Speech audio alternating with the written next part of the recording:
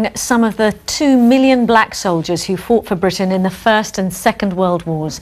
The UK's first memorial to African and Caribbean heroes of the conflicts has been unveiled in Brixton. Louisa Preston was there. Hundreds of people turned up in Wimrush Square to honour the African and Caribbean men and women who served in the 2 world wars and see the memorial unveiled. 92-year-old Alan Wilmot was in the Royal Navy during World War II. He was glad to have made it to the ceremony.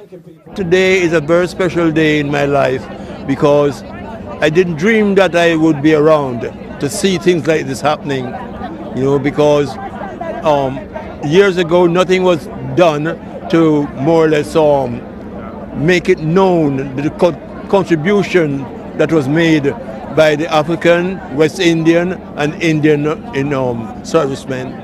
Many had come to honour and remember their loved ones and were just pleased they were being recognised at last. One of the reasons why it's taken 100 years to remember this is because in 1919, when there was a victory march through London, Africans and Caribbeans weren't invited, and so they were written out of the history of the First World War.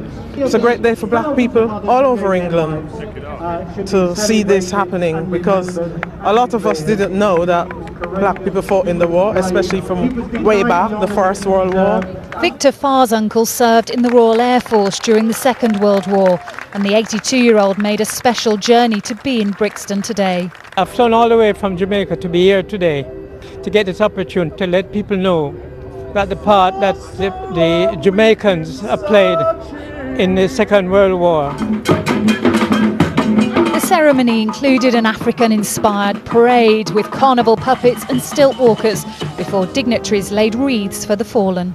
This is overdue recognition of the huge part that African and Caribbean soldiers and labourers played in both world wars. We should have done this years ago. It's hoped the memorial will ensure that young African and Caribbean people never forget the contributions their forefathers had in the 2 world wars. Louisa Preston, BBC London News.